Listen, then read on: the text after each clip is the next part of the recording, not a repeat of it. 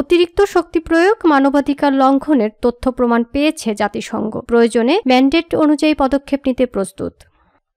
বাংলাদেশে কোটা সংস্কার আন্দোলনে উদ্ভূত পরিস্থিতিতে নিবিড় নজর রাখছে জাতিসংঘ। মহাসচিব অ্যান্তোনিও গুতেরা আন্দোলনরত শিক্ষার্থীদের বিরুদ্ধে নিরাপত্তা রক্ষাকারীদের অতিরিক্ত শক্তি প্রয়োগ এবং মানবাধিকার লঙ্ঘনের বিশ্বাসযোগ্য তথ্য প্রমাণ পেয়েছেন। এ প্রেক্ষিতে তিনি গভীর উদ্বেগ প্রকাশ করেছেন।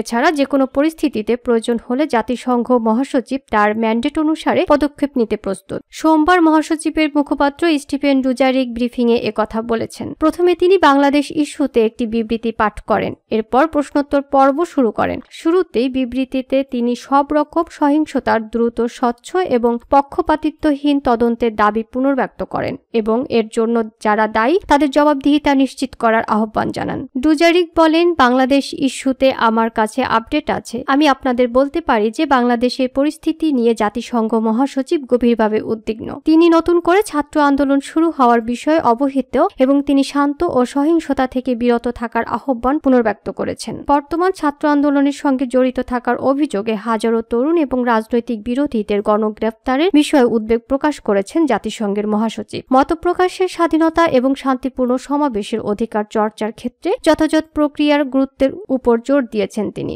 এ সময় ডুজারিক বলেন, নিরাপত্তা রক্ষাকারীদের অতিরিক্ত শক্তি প্রয়োগ এবং মানবাধিকার লঙ্ঘনের বিশ্বাসযোগ্য তথ্য প্রমাণ পাওয়ার পর উদ্বেগ প্রকাশ করেছেন জাতিসংঘ মহাসচিব অ্যান্তোনিও গুতেরা। এ বিষয়ে রাজধানী ঢাকা এবং নিউ ইয়র্কে সংশ্লিষ্ট কর্তৃপক্ষের কাছে জাতিসংঘের উদ্বেগের বিষয়টি জানিয়ে দেওয়া হয়েছে।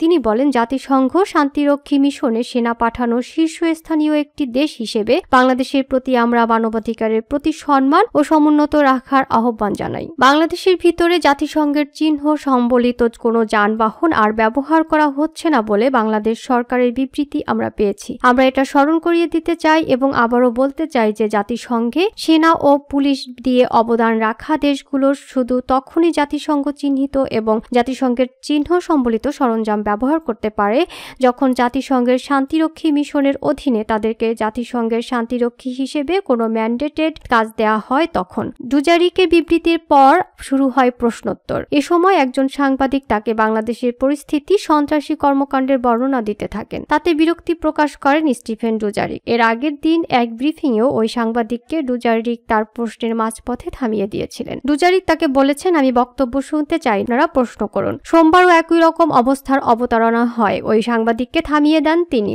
বলেন, আমি পরিস্থিতি সম্পর্কে জানি, আমি আপনাকে 10 সেকেন্ড বক্তব্য দেওয়ার জন্য দেব না, আমি প্রশ্ন শুনতে চাই। ওই সাংবাদিকের প্রশ্ন ছিল, বাংলাদেশ সরকার পুনর্ব্যক্ত করেছে যে সব হত্যাকাণ্ড এবং সন্ত্রাসী কর্মকাণ্ডের ন্যায় বিচার করা হবে পক্ষপাতিত্বহীন এবং বস্তুনিষ্ঠ তদন্তের মাধ্যমে দায়ীদের শনাক্ত করে। ওই সাংবাদিকের প্রশ্ন শেষ না হতেই তাকে থামিয়ে দেন ডুজারিক। তিনি বলেন, নো স্যার, আমি পরিস্থিতি সম্পর্কে জানি, আমি আপনাকে বক্তব্য দেওয়ার জন্য 10 সেকেন্ডও সময় দেব না, প্রশ্ন চাই। এ সময় ওই সাংবাদিক বলেন, এসব পদক্ষেপের প্রেক্ষিতে আপনার পর্যবেক্ষণ কি?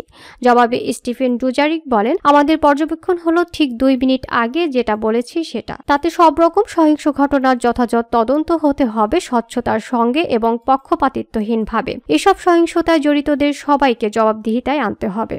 এ পর্যায়ে ওই সাংবাদিক আবার জানতে চান, আমার আরও জানার আছে। সেনাবাহিনী মোতায়েনের পর ঢাকার পরিস্থিতি স্বাভাবিক হয়ে গেছে। সরকারি ও বেসরকারি সম্পদের ভয়াবহ ধ্বংসলীলার বিষয় প্রকাশিত হয়েছে। এরকম একটি ভয়াবহ ক্ষতির বিষয়ে বাংলাদেশকে কি কোনো সহায়তা দেবে জাতিসংঘ?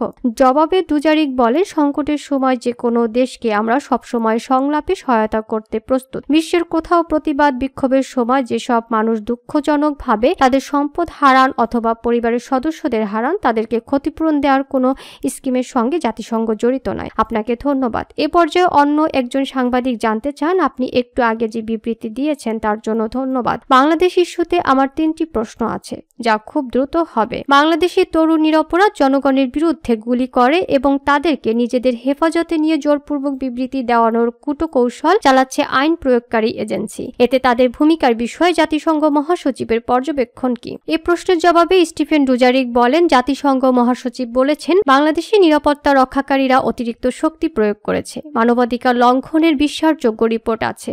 এসব রিপোর্টে উদ্বেগ জানিয়েছেন মহাসচিব। এসব নিয়ম লঙ্ঘনের সঙ্গে যারা জড়িত তাদেরকে জবাবদিহিতায় আনার আহ্বান জানিয়েছেন তিনি। আপনার দ্বিতীয় প্রশ্ন কি? মুশফিক বলেন, এই একই বাহিনী অন্য দেশগুলোতে থাকা জাতিসংঘের পতাকা তলে এসব লোকদের নিয়ে তিনি স্বস্তি প্রকাশ করেন।